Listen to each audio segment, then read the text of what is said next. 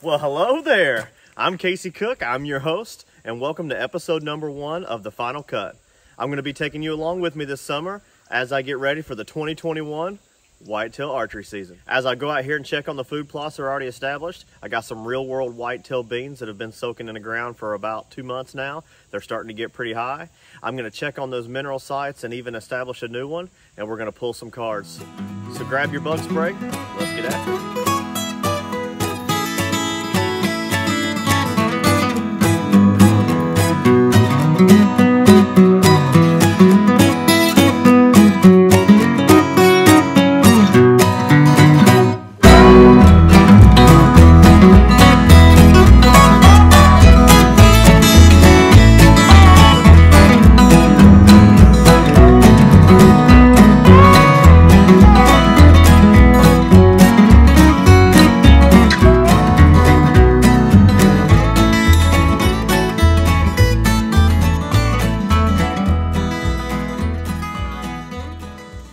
So here's property number 1. I leased this about 6 months ago. I leased it specifically for whitetail deer and turkey. I'm just starting to get things established here. I have about 4 cameras on site. I have a mineral site here. I have a mineral site here, and I have a food plot right there. I had it drilled about 8 weeks ago from Phil Lincoln over at the Habitat guys with real world whitetail soybeans. And I gotta tell you, they are definitely doing the job out there. They are getting big. Let's go out there and check them out.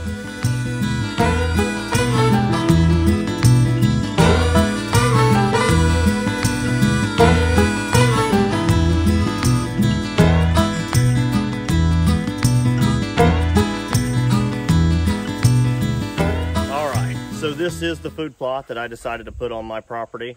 It is done in the real world whitetail soybeans. But what I've done is I put the soybeans back here in the corner, and I also have a row of Egyptian wheat right here. So later on in the season, I can get in from my truck and be concealed and not be seen by anything that may be in the food plot. Man, this is enough to get you excited. Knowing they're gonna take those crops out in the fall, and the only thing standing is gonna be your food plot. Where else are they gonna go to eat? Can't wait.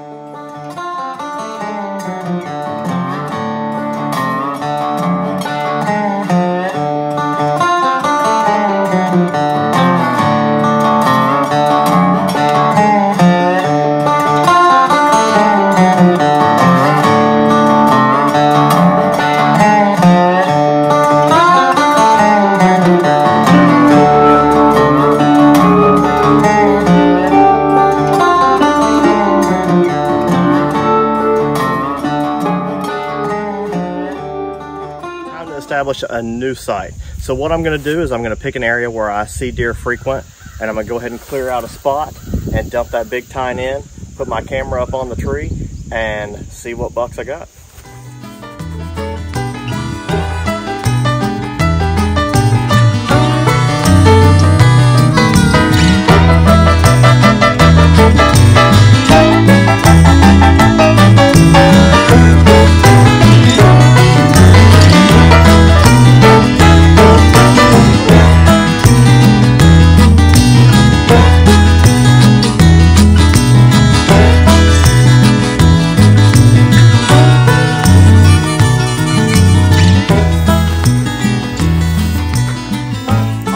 So I just finished spreading out all this big tine, and what I've done is I've cleared myself an area here, and I've went ahead and knocked out some of the bigger things, the smaller trees, some of the bigger vines, things like that. I'm not too concerned about the weeds, and I'm not too concerned about the grasses that grow in this area, because that big tine has some cherry rush flavor to it that these deer just can't resist. So they're going to come in, they're going to start chewing all this, they're going to knock it down, and we're going to catch it all on the spy point. So let's cut it on and let's get out of here.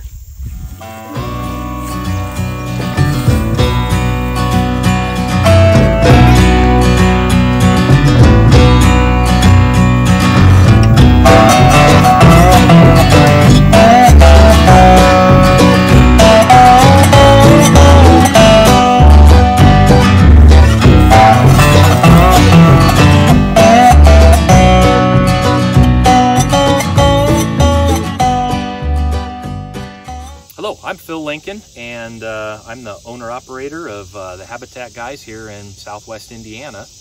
I specialize in both property design and layout, as well as planning food plots, designing food plots, figuring out how to make the habitat and the food plots all increase your deer numbers, increase, I like to make the deer more predictable. I like predictable movement by deer, and there's lots of ways to do that. You can do it with food plots, you can do it with travel corridors, you can do it with scrape lines. So anything to make deer more predictable is what I like to do. It makes them more vulnerable and you know, potentially harvestable. I bought this farm that I'm standing on back in early 2012. We were living in Alaska at the time, so it was really a long distance. We were long distance landowners, for a lack of a better word, and so it started there with, I've got a piece of property now. How can I focus on making the most out of it, the 2 weeks or the 3 weeks out of the year where I can sneak out of Alaska and come down and put in some food plots, or what can I do to increase my chances that when I fly back in November that I got the possibility of harvesting a good buck off of this. And over the years, I just got more and more obsessed with hunting mature whitetails, older deer. And so I've taken every whitetail boot camp, habitat class, some biology classes, you know, deer steward, through the QDMA. I've basically done everything that I could to get as much knowledge, kind of figure these guys out. I compare hunting mature whitetails to playing golf. It's impossible to shoot an 18 in golf, so there's always room for improvement. And I feel the same way about chasing big whitetails. I don't think there's anybody out there, even guys that have been hunting them their whole life, that will tell you they've got them completely figured out. They're always learning, always trying new things. So yeah, my goal is always experimenting, always, if something works, why did it work? And is there a variation of that might work better?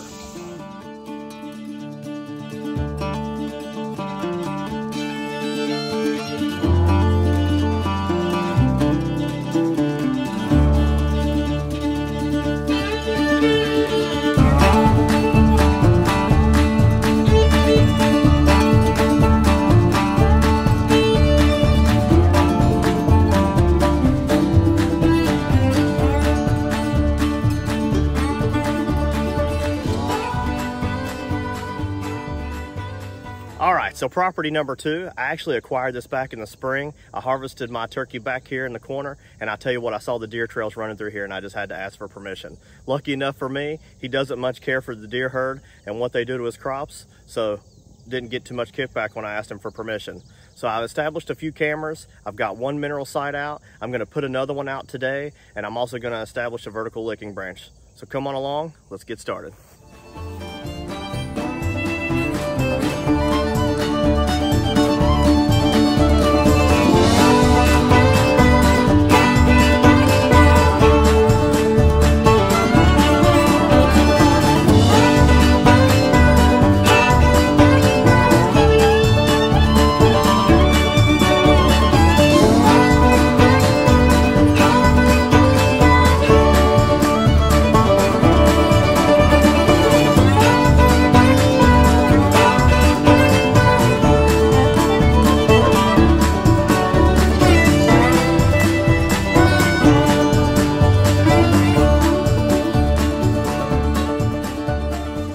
Found myself an area on the side of the property that I wanted to establish a new mineral site.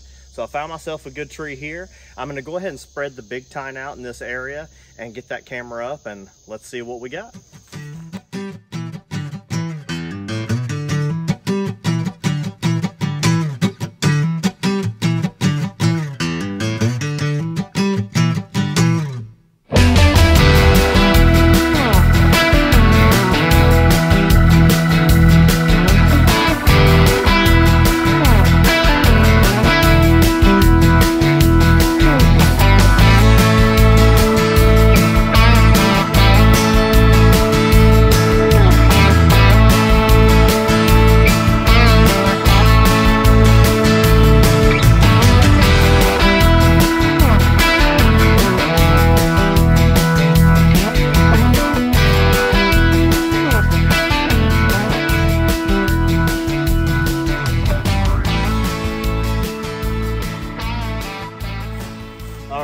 that is enough for me today. I know I didn't get to those vertical licking branches, but, excuse him, but Mama's texting and she says it's time to get home for dinner, and I really don't want to tick her off. I know November's coming and I got to pick my battles. So I'm going to get on out of here.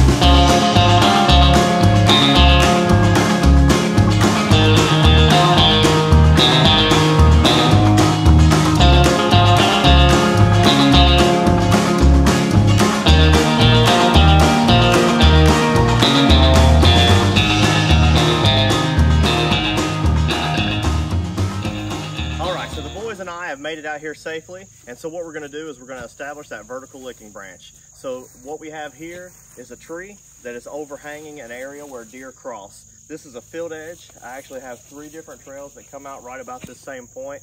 I got a bedding area back behind me, so I'm figuring they're coming right up here to eat. Perfect area to go ahead and install one of these branches. So I actually went ahead and cut down a vine. What I'm looking for is something that's about 5 feet long and about 3/4 inch in diameter, so that way they can come up, move it around, and I'll kind of show you how that works now.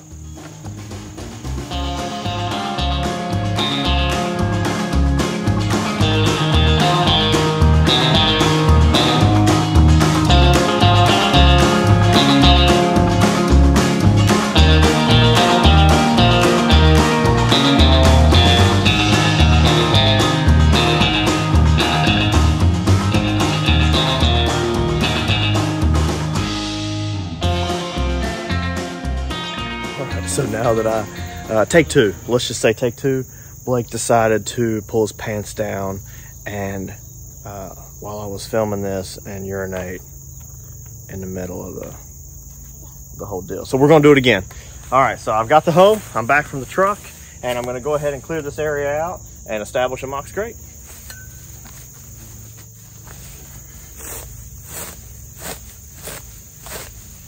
I'm gonna get a nice flat area here. Yep. You don't know. I'm just trying to help you there. I know, I appreciate it.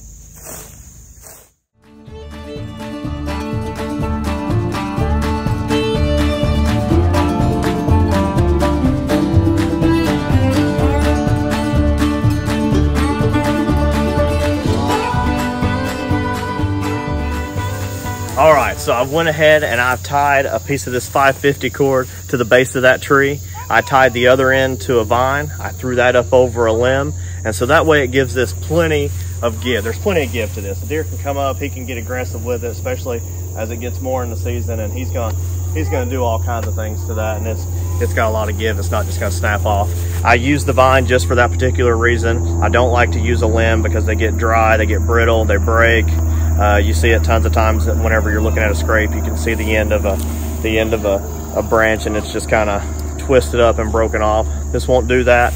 I got it vertical. I like doing that. It makes for good video. A buck can hit that from any directions. He can get anywhere around this. It doesn't have to be just from one side, you know, as if it was just a limb that's sticking out.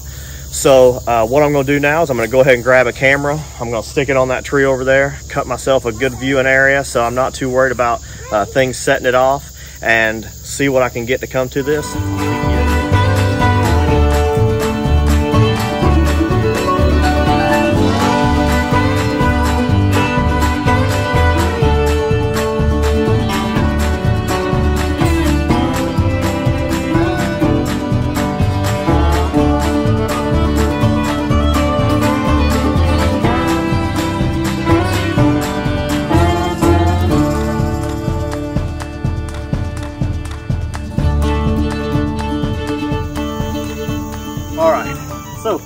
went ahead and cleared myself an area where I could put that trail camera.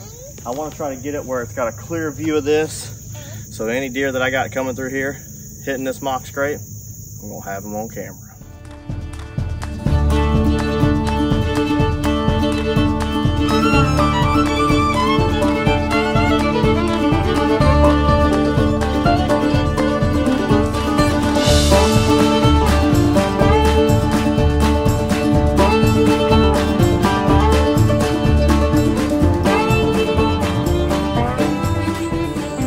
Thank you guys so much for tuning in to this week's episode of The Final Cut. We hope you guys enjoyed watching it just as much as we enjoyed making it. Tune in next week as we get those deer stands hung up and we start cutting some shooting lanes. Season's vastly approaching. Don't forget to smash the subscribe button and hit the like button and turn on post notifications. Thank you guys. See you next week.